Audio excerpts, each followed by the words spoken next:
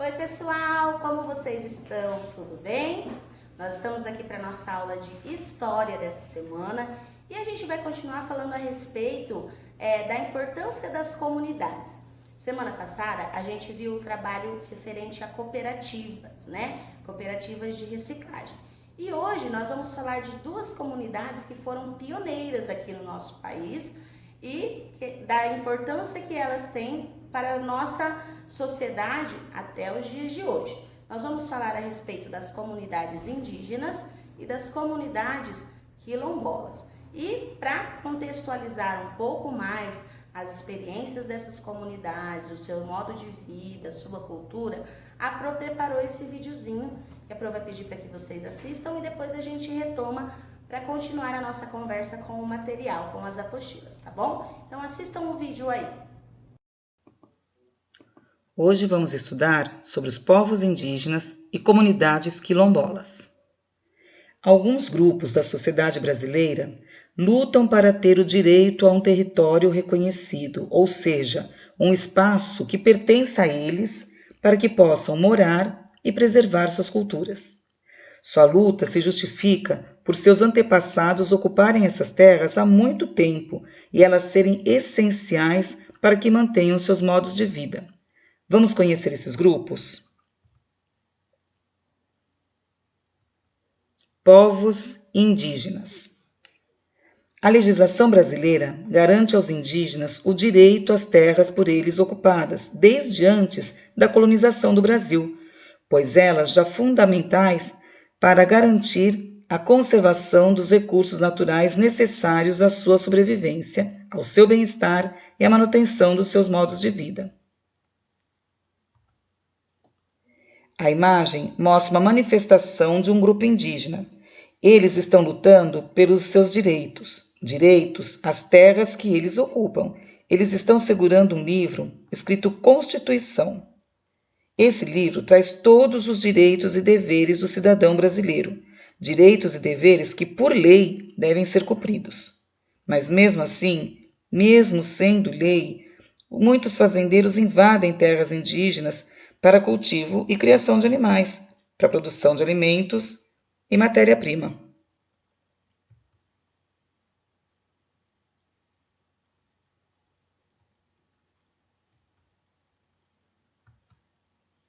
Antes da chegada dos portugueses, as terras brasileiras já pertenciam aos indígenas. Quando começou o processo de colonização, os indígenas começaram a perder seu espaço cada vez mais, por conta do desmatamento que substituiu a área de mata nativa por construções, engenhos, fortes. De lá para cá, o país não parou de crescer e a área verde, moradia dos indígenas, não parou de diminuir. O mapa mostra a localização das terras indígenas. Muitos povos indígenas continuam na luta para ter o direito a terra assegurado, mesmo que, por lei, de acordo com a Constituição, já conquistaram esse direito. Mesmo assim, enfrentam invasores que querem retirar recursos naturais existentes em suas terras, como ouro, outros metais preciosos e madeira. Agora, vamos conhecer as comunidades quilombolas. Por mais de 300 anos, milhares de africanos foram trazidos à força para trabalhar como escravos no Brasil. Uma das formas de resistência foi a formação de quilombos, comunidades para onde se dirigiam escravos fugitivos. Outros quilombos foram formados por ex-escravizados em terras compradas por eles, em terras doadas, entre outras situações. A legislação brasileira reconhece o direito dos descendentes de escravizados que ocupam as terras de seus antepassados ao longo do século.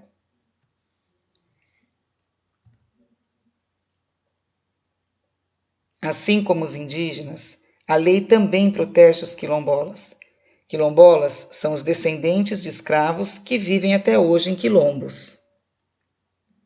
Cansados dos maus tratos, os africanos fugiam das fazendas onde faziam o trabalho escravo e construíam, no meio da mata, bem distante das fazendas, comunidades chamadas de quilombos, onde viviam como os indígenas, caçavam, pescavam e plantavam seus próprios alimentos.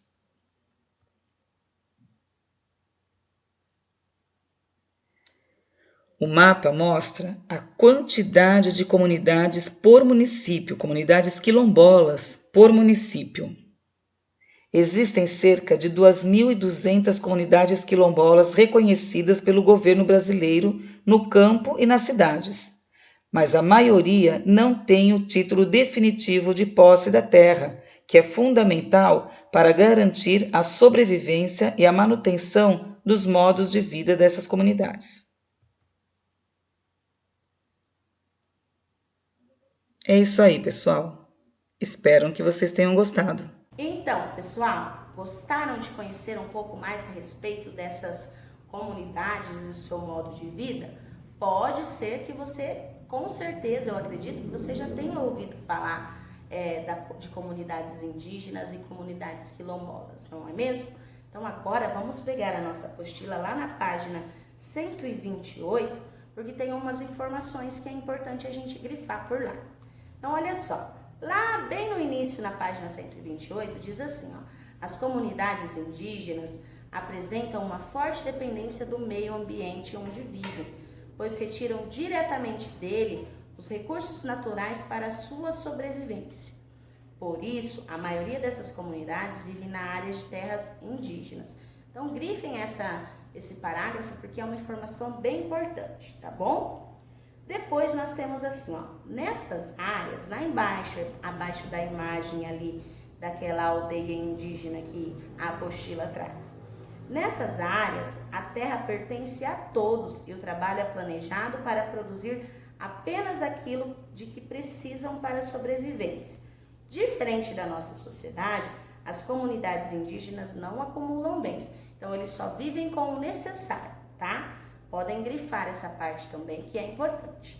Lá na página 129 agora nós vamos falar das comunidades quilombolas. Então, ó, nas comunidades negras rurais, chamadas de quilombo, a terra é importante tanto para o trabalho quanto para a preservação da identidade própria e da história do grupo que vive nela. Então, olha que parágrafo rico, né, de aprendizado. Vamos grifar ele aí, então. Assim como nas comunidades indígenas, as terras nos quilombos também é de todos. Em algumas comunidades quilombolas, é possível também encontrar a organização das terras em roçado, que são cuidados pela família. Então, roçado é um pedaço de terra ali onde eles fazem as plantações, tá? Só para recapitular, como que acabou surgindo os quilombos? Eram os negros, né? Muito tempo atrás, pessoal. Olha, os negros que acabavam fugindo das fazendas e formavam os quilombos, né? Que eram as suas próprias comunidades. E a gente tem essas comunidades até hoje. Olha que interessante, né? Outra informação lá, depois daquela partezinha em verde ali da apostila, ó. O trabalho nos quilombos é coletivo e as famílias quilombolas se ajudam nas diversas atividades produtivas da comunidade. Na comunidade Ivaporunduva, por exemplo, as principais atividades desenvolvidas pelos quilombolas são a produção e a venda de banana orgânica. Olha que legal.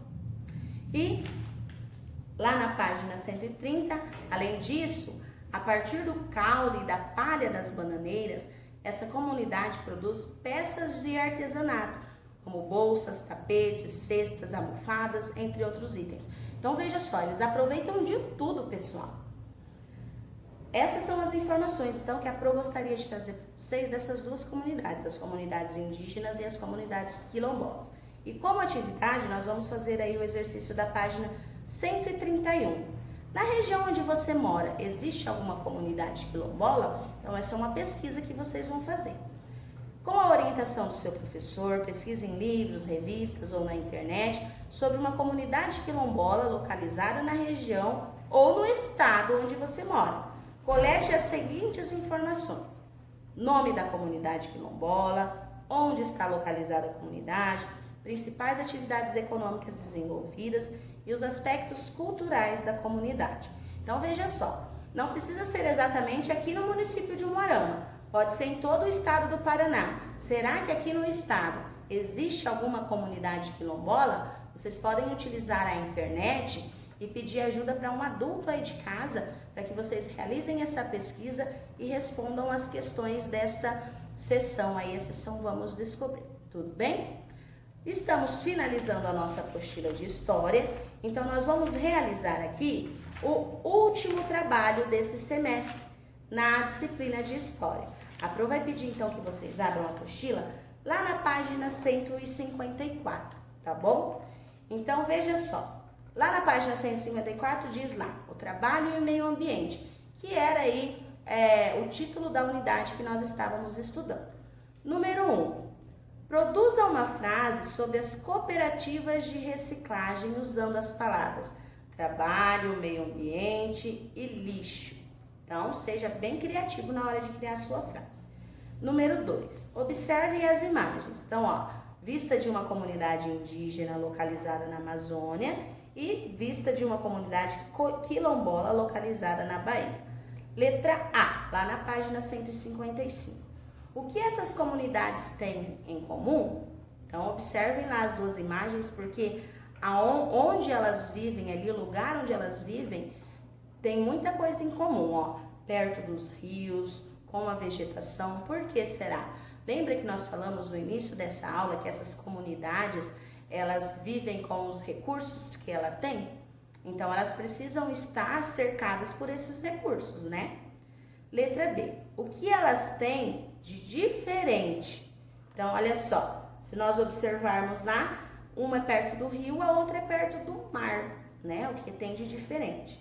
E no número 3, associe cada comunidade às suas características. Então, para as comunidades indígenas, vocês vão marcar a letra A, e para as comunidades negras rurais, que são as comunidades quilombolas, vocês vão marcar a letra B. Então, ó, a terra pertence a todos os membros da comunidade. Aqui, se você marcar o A ou B, é indiferente, porque essa é uma característica típica das duas comunidades. A outra de baixo, a terra é coletiva e podem existir roçado. Onde pode existir roçado é só na comunidade quilombola. Lembra que nós acabamos de ver essa informação? Seus habitantes são chamados de quilombola. Ai, gente, por favor, né? E na próxima, retira-se da natureza apenas o necessário para sobreviver. Certinho? Então, essas são as atividades da aula de história. Estamos, então, finalizando a nossa apostila. Chegamos ao fim da nossa apostila e a Pro quer dizer que foi uma satisfação trabalhar com vocês, descobrir essas coisas relacionadas à nossa história, ao nosso passado, as coisas que ainda refletem na sociedade no dia de hoje, mas a Pro espera vocês nas nossas próximas aulas por aí. Beijão, gente! Tchau, tchau!